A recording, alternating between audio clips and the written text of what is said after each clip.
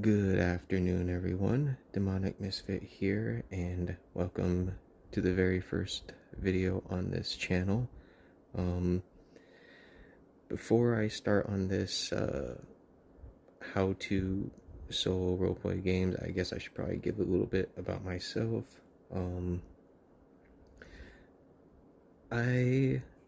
Me and my friends got into D&D around 2017, 2018, I believe. And we've been playing ever since for a long time.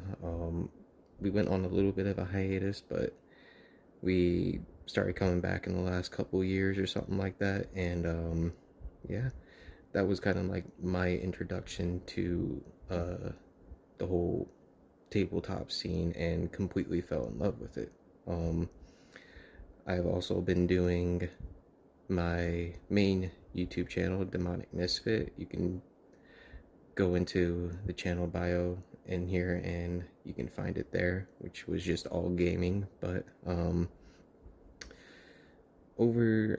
even over the last couple years, I think it's been almost 2 years, I came across a little community kind of hidden away in the internet, and it was revolved around soloing games like D&D, which kind of baffled my mind a little bit when I first heard about it, because I was like, well, how does that even work?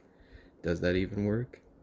And then I started watching videos, and then it just kind of snowballed out of control, and I started being like, ooh, I kind of like need to try this. And then I did. I picked D&D for my first campaign and completely fell in love with it from there on.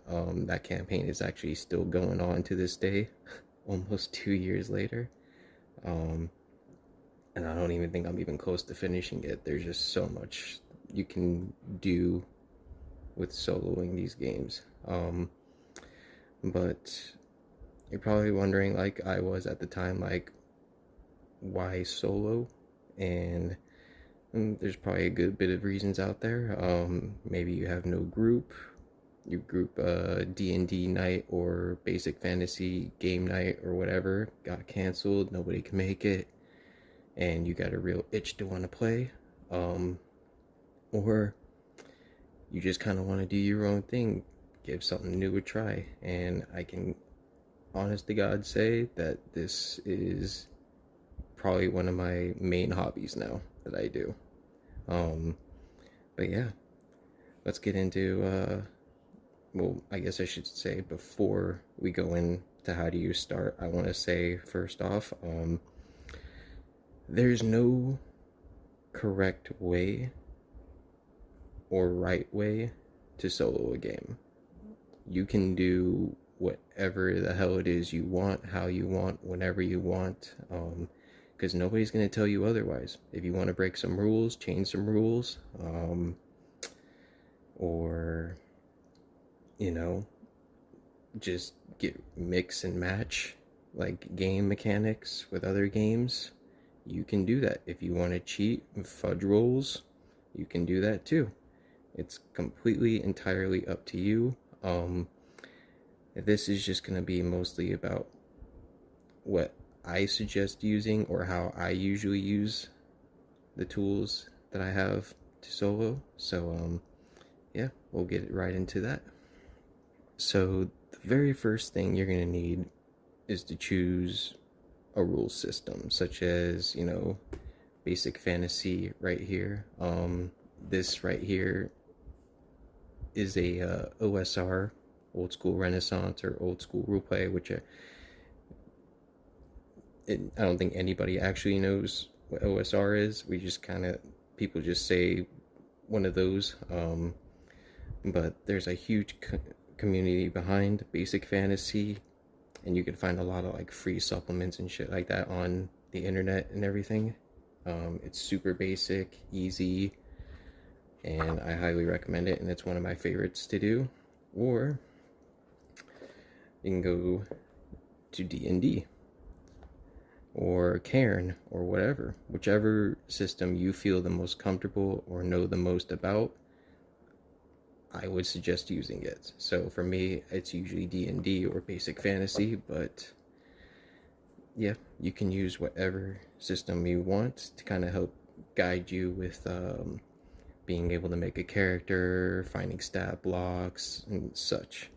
Um, the next I recommend is getting either little sheets or books of these tables that you can roll for. Um, these are going to be extremely helpful with creating the world and the story that you go through. For example, in Table Fables, I made a short about this not that long ago.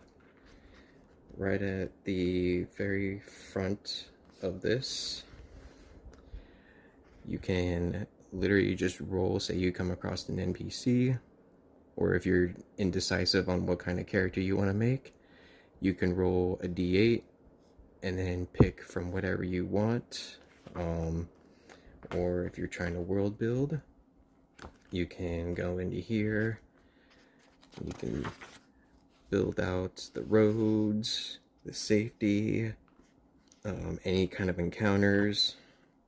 These are going to be extremely helpful tools to just continue to build off of. Or you can just make your own entirely. For example, let me see if I can find it.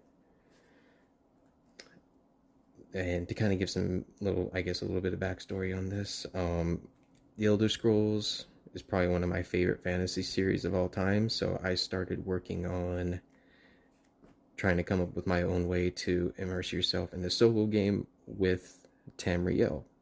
So as you can see, you come up here, you roll a d10, and then whatever that is the race you come across, either your character or the NPC, and then you roll a d4 for the gender.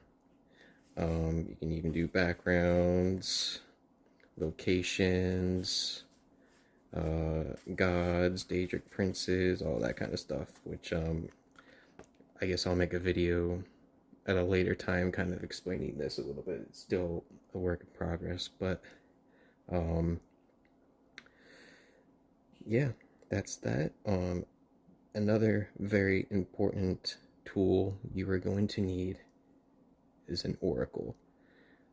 This is going to help restrict you, tell you basically what's happening. So for example, I have my own right here that I use very often.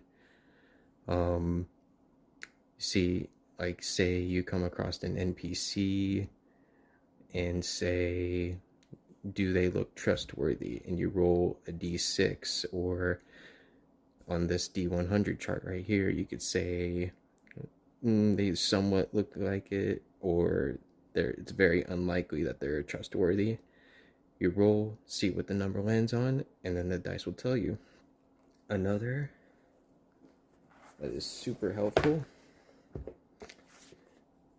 is this right here, Mythic GME 2. This is a lot of people's go-to. It is extremely useful.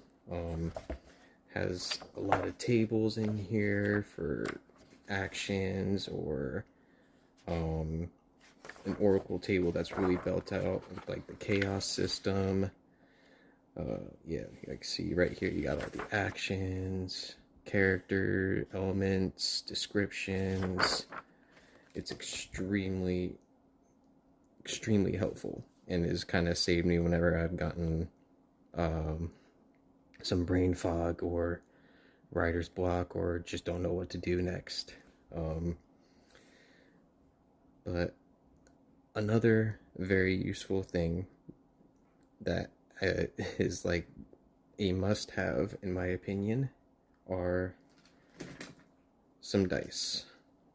You're gonna need some dice to be able to roll. For example, I got this little dice tray right here. This isn't even all my dice, is just like a sliver. These ones are newer. These are metal. But yeah, I love these. These are super nice. But yeah, I highly recommend getting a little dice tray and in just one pair of dice, and you'll be perfectly fine. Um, a journal also goes a very long way to help you take notes, to help go back and look after each session, because my very first time I didn't journal, and then there was like a month or two I wasn't able to solo, and then I totally forgot what happened. So make sure you have a little journal or a laptop or something to type down whatever happened, or whatever happened the last session. um, Grid paper can also be really good for like fleshing out dungeons or battle maps. um, I personally like to use Roll20. That helps me be able to make the tokens and put all the characters out, and then fully flesh out and see all the grid. Um, but yeah, I guess I should go into some other stuff real quick that is really helpful. These aren't really necessary, but I guess they can mix up. Like if any of this stuff gets old, you can mix things up and do, like what I'll do is Magic the Gathering cards sometimes. Um, there's a lot you can get from just one of these images. You just shuffle them up. So like, let's say, shuffle it up really quick. Let's say, okay, we come across this gold dragon flying around in the mountains. Or actually, we could just say the dragon's flying around in this city within the mountains. Yeah. So, and that's kind of just how you would do it. Or let's say you find a companion along the way. These, it just kind of comes up with the imagination, what you pick or what you get out of each of the pictures. But yeah, it's a super fun way. I think I'll probably end up doing a little one shot or something like that using the decks or something. I'll probably upload it here, but yeah, that'll be for another time. Another one is being able, or not being able, sorry, my brain is not all there this morning. Using books. Books can be pretty helpful if you just let's say, turn to a random page. You could set the scene, so like we could say it's sunset, and then we could say we see somebody named Lily, you know. There's just a lot of different ways you can randomize and keep the story going without like actually knowing what's going to happen. Or if you're the kind of person that wants to nix all of that and just write out your own story, play it out and see how it goes, that's perfectly fine too. Like I said at the beginning, it's your story, your game. Nobody can tell you what to do, and just as long as you're having fun, that's that. But yeah, I think that's pretty much all I have for right now. I'll probably end up doing my first play, or I should say like live play, or actual play, with hopefully this week or next. But I'm still trying to figure out how to do that, or if I just want to record it all from Roll20 or whatnot. But yeah, guys, sorry if the audio's really bad. I'm recording this from my phone, so I do apologize for that. Hopefully I can get a better situation figured out. But yeah, thank you guys for watching the video. Subscribe, like, and leave in the comments what you guys would want to see. If you have any suggestions for either games, tools, leave those down in the comments as well for others to see. It'd be super helpful. But yeah, thank you guys, and I'll see you all in the next one.